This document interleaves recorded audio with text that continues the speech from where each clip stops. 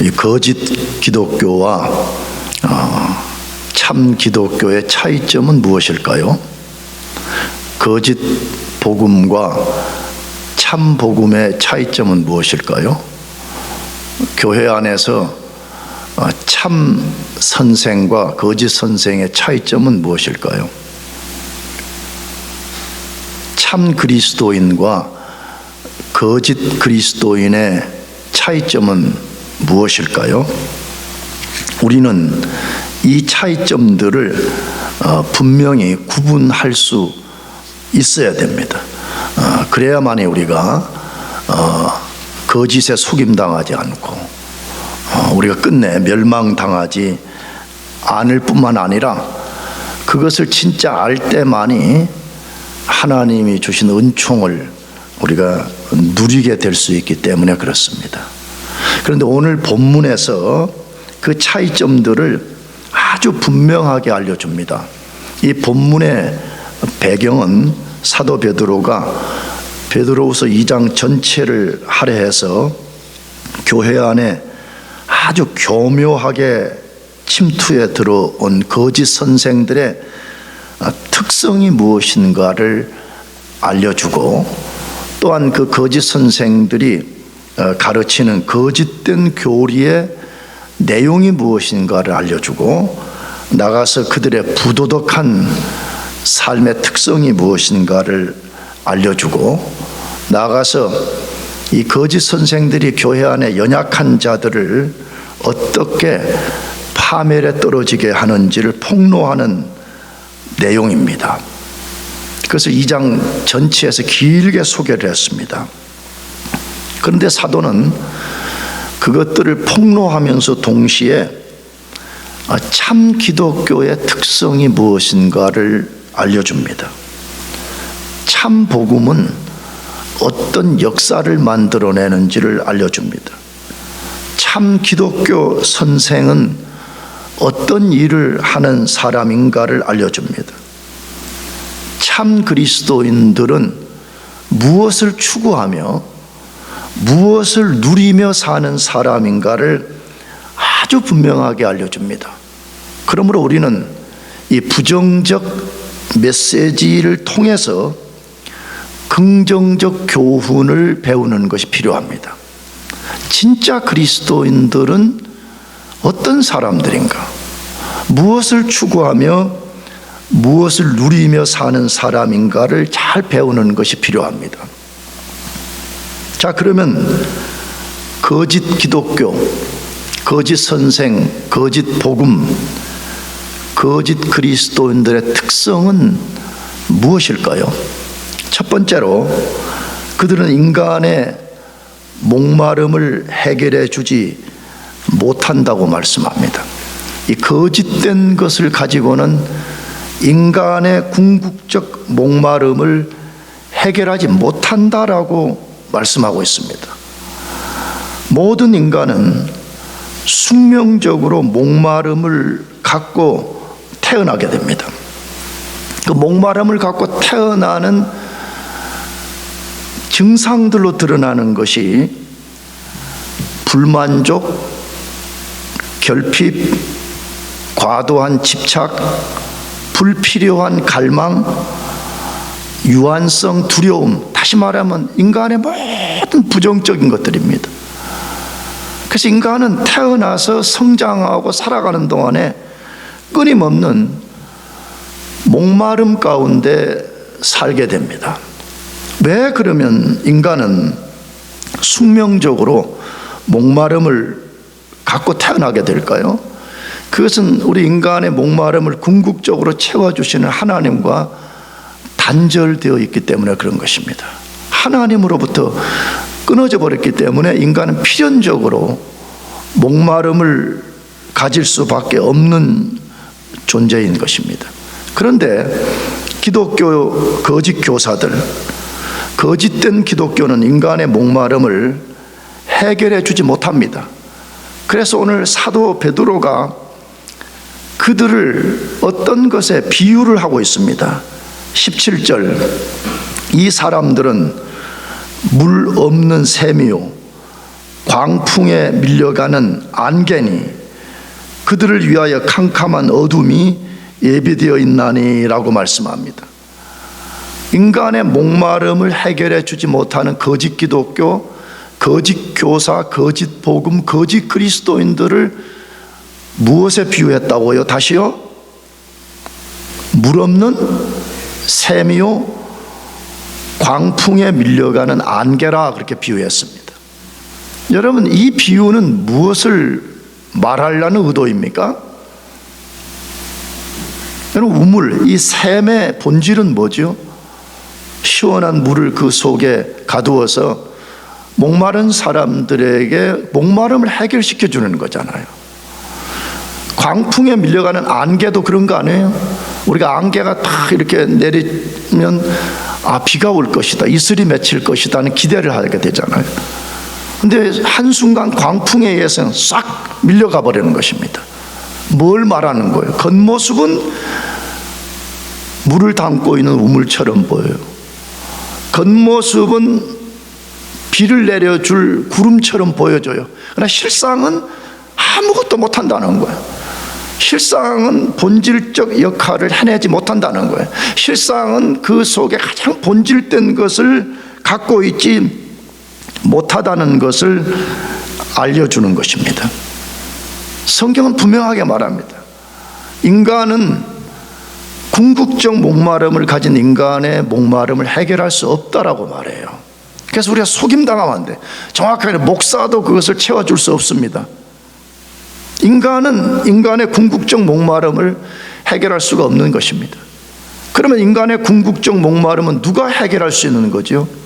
예수 그리스도만이 그것을 해결해 줄 수가 있습니다. 그래서 예수님이 요한복음 4장 13절에서 17절에 친히 말씀을 하셨는데 읽어보십시다. 예수께서 대답하여 이르시되 이 물을 마시는 자마다 다시 목 마르려니와 내가 주는 물을 마시는 자는 영원히 목마르지 아니하리니 내가 주는 물은 그 속에서 영생하도록 솟아나는 샘물이 되리라. 할렐루야. 이것은 우리가 잘 아는 수가성 우물가 여인과의 대화 속에서 하신 말씀입니다. 그 여인은 끊임없는 인생의 목마름 때문에 남편을 계속 바꾸는 거잖아요.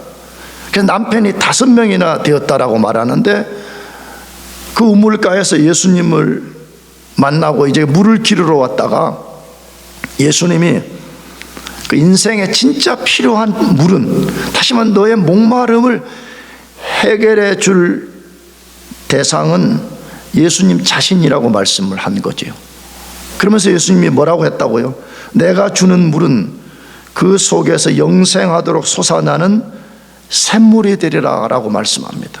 여러분, 예수님 안에만 우리의 모든 목마름을 해결할 영생의 물이 있음을 믿으시기 바랍니다. 예수님 그분이 우리의 목마름을 해결해 줄 분인 것입니다. 그래서 우리가 예수님을 믿고 지속적으로 예수님 안에 거하는 것이 얼마나 중요한지 모릅니다. 근데 거짓 교사들, 거짓 기독교, 거짓 복음, 거짓 그리스도인들은 예수 아닌 다른 것들에 대한 관심을 갖기 때문에 열심히 종교 생활을 하지만 그 속에 끊임없는 목마름이 있는 것입니다. 저는 개인적으로 다시 완전한 목사도 아니고 무슨 거룩한 목사도 아닌 것 같아요. 그러나 예수 믿고 내가 경험한 것은 예수 믿기 전에 가졌던 인생의 목마름을 해결했다는 거예요. 왜 인생의 목이 마르면 어떻게 끊임없이 물을 찾듯이 삶에서 뭘 손에 넣어도 잠시뿐이고 다시 불만족, 다시 과도한 갈망, 다시 과도한 두려움, 과도한 염려에 사로잡히게 됩니다. 그래서 진짜 우리가 예수님을 구주로 모시고 우리 자신이 예수님 안에 거하게 되면 그 예수님 그분으로 인해서 우리의 인생의 목마름이 해결되는 것입니다. 그래서 우리가 예수님 안에 거하고 끊임없이 예수님을 의지해서 사는 것이 인생의 목마름을 해결하는 유일한 비결인 거예요. 여러분, 예수님 그분 안에 거하시기를 축복합니다. 끊임없이 그분을 구해야 돼요. 끊임없이 그분을 의지해야 돼요. 끊임없이 그분을 사모해야 돼요. 근데 예수님이 우리가 목마름만 해결한다 그러면 이 말을 문자적으로만 이해해서 너무 예수님을 제한시키는 경향이 많이 있는데, 예수님은 우리 인생에 목마름만 해결하는 분이 아니라 우리의 모든 것을 해결해 줄 수 있는 분이십니다. 그 근거는 골로새서 1장 19절인데 같이 읽어보겠습니다. 시작. 아버지께서는 모든 충만으로 예수 안에 거하게 하시고 라고 말씀합니다. 이 말씀을 믿읍시다 하면, 여러분, 하나님이 예수님 안에 모든 충만한 것을 갖게 하셨다는 거예요. 만물이 예수님 안에 있고 우리 인생의 모든 것이 예수님 안에 있습니다. 믿으시기 바랍니다. 그것을 믿는 사람은 목마름을 해결할 뿐만 아니라 사실은 모든 것을 예수 안에서 할 수가 있는 것입니다. 그래서 바울 사도가 빌립보서 4장 18절 이하에 말씀하잖아요. 내가 그리스도 예수 안에서 모든 것을 할 수 있다라고 말했잖아요. 그분 안에 모든 것이 있어요. 물질도 영적인 것도 우리 삶의 모든 것도 그분 안에 있는 것입니다. 그러므로 여러분 모두가 끊임없이 예수님을 구하고 예수님을 의지하고 예수님 안에 살아가시기를 축복합니다. 두 번째로, 거짓 기독교, 거짓 선생, 거짓 복음, 거짓 그리스도인의 또 하나의 특성이 무엇인가 하는 것입니다. 인간에게 참 자유를 주지 못한다라고 말씀하고 있습니다. 인간이 진짜 필요한 참 자유를 주지 못한다라고 말씀하고 있습니다. 그것을 19절에서 말씀하는데 읽어봅시다. 그들에게 자유를 준다 하여도 자신들은 멸망의 종들이니 누구든지 진 자는 이긴 자의 종이 됨이니라. 그들에게 자유를 준다 하여도 자신들은 멸망의 종들이니, 아니, 거짓 선생들이 교회 안에 침투해 들어가 우리만이 너희들에게 진짜 자유를 준다라고 말하는데, 실상은 그들이 자유가 무엇인지도 모르고 그들 자신들이 멸망의 종으로 얽매여 있다, 그렇게 말씀하고 있는 거죠. 모든 인간은 태어나는 순간 죄와 마귀와 율법과 사망의 종으로 태어납니다. 단 한 사람도 예외가 없어요.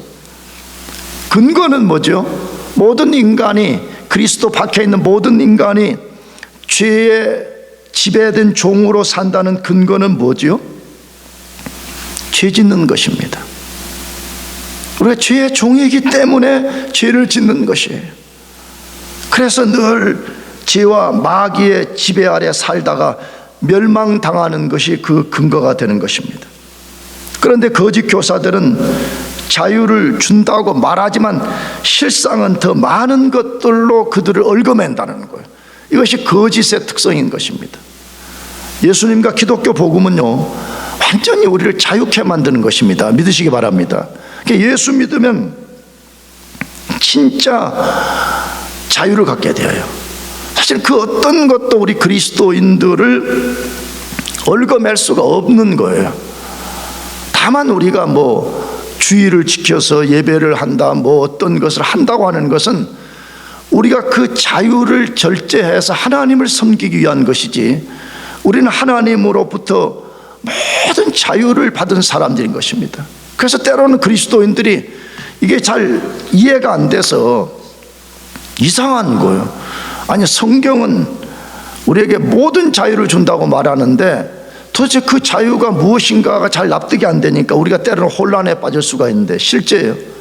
우리는 그 어떤 것에도 얽매이지 않는 사람이 되는 것입니다. 근데 어떻게 우리가 그러면 이 자유를 얻게 되었습니까? 예수님 때문입니다.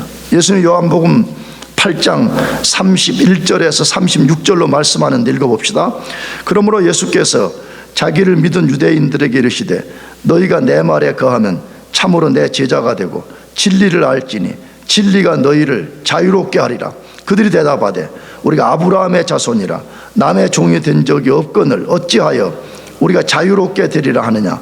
예수께서 대답하시되 진실로 진실로 너희에게 이르노니 죄를 범하는 자마다 죄의 종이라.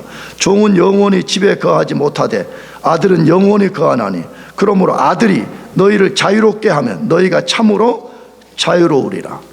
인간은 어떻게 자유를 갖게 된다고 말해요? 이 본문에 보면 두 가지를 말했죠. 진리가 너희를 자유케 할 것이라, 나가서 그 아들 예수 그리스도가 너희를 자유케 한다라고 말하는데, 여러분 이 말은 다른 말이 아닙니다. 성경에서 진리는 성경을 가르치기도 하지만 예수님 자신을 가르치는 말이에요.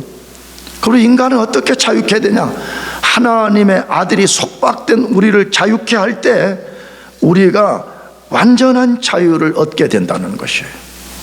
그러면 우리가 예수 믿어 진짜 자유를 얻게 되었다는 증거는 뭐냐 할 때, 그저 최고의 증거는 하나님을 섬기는 것이에요. 과거에 우리가 죄의 종일 때는 우리 하나님을 섬길 수가 없었어요. 왜? 우리는 마귀가 우리의 주인이었기 때문에. 그러나 우리가 예수 때문에 자유케 된 증거로서, 결과로서 우리가 하나님을 섬기는 거예요. 그러므로 여러분과 제가 예수 안에 받은 이 자유를 마음껏 누려야 됩니다. 나가서 그 자유를 가지고 하나님을 섬기는 데 더 힘을 쓰시길 바랍니다.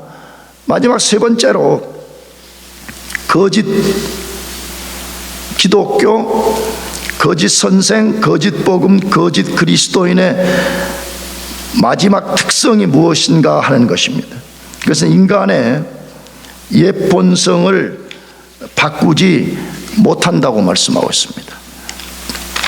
인간의 타락한 옛 본성을 바꾸지 못한다라고 되어 있습니다. 그것이 2장 20절에서 22절까지 말씀인데 22절만 읽어봅시다. 22절만. 거기 시작. 참된 속담에 이르기를 개가 그 토하였던 것에 돌아가고 돼지가 씻었다가 더러운 구덩이에 도로 누웠다 하는 말이 그들에게 응하였도다. 이것도 일종의 이그젬플을 들어서 말한 것인데, 거짓된 사람들의 특성을 말하는 것입니다. 이 거짓 선생, 거짓에 속임 당한 사람들의 특성은 뭐냐 그러면 종교적 경험을 한다는 거예요. 그들도 무엇인가 종교적 경험을 한다는 거예요. 그래서 그 종교적 경험을 뭐라고 표현했어요? 21절, 의의 도를 안 후에 받은 거룩한 명령을 저버리는 것보다, 그렇게 말했습니다. 이 사람들은 복음을 한 번도 안 들어본 사람들이 아니에요. 복음을 들어본 사람들이에요. 그래서 뭔가 처음에 반응을 한 거예요. 더러운 돼지가 자기 몸을 씻은 것처럼 뭔가 종교적 경험을 한 사람들이에요. 그런데 이 사람들이 궁극적으로는 의의 복음이 가르치는 그 길을 버려버리고 혹은 돼지가 씻었던 더러운 것으로 다시 돌아가는 것처럼 옛사람으로 돌아가 버린다는 거예요. 자, 그러면 무엇 때문에 그럴까요? 왜 뭔가 종교적 경험도 하고 의의 복음이 무엇인가도 아는데도 불구하고 옛사람으로 돌아가 버리냐 이 말이에요. 핵심은 성령으로 거듭난 적이 없기 때문에 그렇습니다. 인간은 누구라도 성령으로 거듭나지 아니하면 자기 안에 있는 타락한 아담의 옛 본성을 이길 힘이 없는 거예요. 다시 말하면 죄를 이길 힘이 없는 거예요. 하나님을 사랑하는 마음을 가질 수가 없는 거예요. 하나님을 지속적으로 섬기고 따라가는 마음이 그 속에 생기지 않는 거예요. 그렇기 때문에 처음에 참 예수 믿는 게 좋다라고 말하지만 어떤 상황이 발생하면, 어떤 어려움이 발생하면 다시 옛사람으로 돌아가 버린다는 거예요. 니고데모 같은 사람이죠. 요한복음 3장에 니고데모는 굉장히 외적으로는 대단한 바리새인이요, 대단한 명성을 가진 사람이요, 사회적으로 굉장한 부를 가진 사람 아니에요. 근데 그가 어느 날 예수님을 찾아와서 예수님에 대해서 뭐라고 말할 때 예수님이 하신 첫 말씀은 거듭나라는 거 아니에요. 뭐 하라고요? 거듭나라. 인간은 거듭나지 않고는 누구를 막론하고 옛사람으로 돌아가 버릴 수밖에 없다는 것이. 그래서 우리가 거듭나는 것이 그토록 중요한 것이죠. 그러면 우리 인생은 어떻게 거듭날 수 있는 것이에요? 그것도 오직 예수 그리스도와 성령을 통해서만 가능한 것입니다. 우리가 복음을 듣고 그걸 믿을 때 성령의 역사에 의해서 우리의 옛사람이 새로운 사람으로 거듭나게 되는 것입니다. 자, 그러면 거듭나는 것이 왜 그토록 중요한 것이에요? 여러분, 거듭난다는 말은 뭐지요? 부정적으로는 하나님의 성령이 우리 속에 들어와서 그 죄의 세력을 제거시키는 거예요.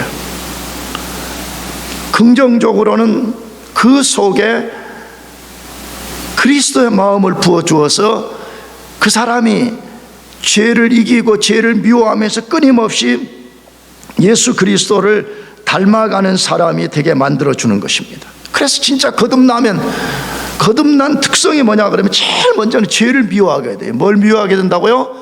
죄를 미워하는 역사가 일어나게 돼요. 거듭났다고 말하면서 죄를 미워하는 성향이 자기 속에 없다 그러면 내가 보기엔 거듭난 사람이 아니에요. 죄를 미워할 뿐만 아니라 당연히 그러한 사람은 하나님을 사랑하는 마음을 갖기 시작합니다. 그래서 하나님을 사랑하는 마음 때문에 어떤 어려움 속에서도 하나님을 예배하고 섬기는 삶을 사는 것입니다. 그래서 여러분도 지금 그러고 있는 거 아니에요? 그 신비로운 하나님의 성령에 의해서 거듭나서 성령이 주시는 예수 그리스도의 새로운 성품을 소유했기 때문에 여러분들이 삶의 고난과 역경 속에서 끝까지 인내하면서 하나님을 섬기며 여기까지 온 거 아니겠습니까? 그러므로 우리가 거짓 기독교에 속임당해서는 안 됩니다. 거짓 복음에 속임당해서는 안 됩니다. 우리는 오직 참 복음, 참 진리, 참 기독교를 쫓으면서 하나님이 성령을 통해서 주시는 그 놀라운 특권, 은혜, 생명, 그 부요함들을 누리며 살기를 축복합니다. 기도하겠습니다.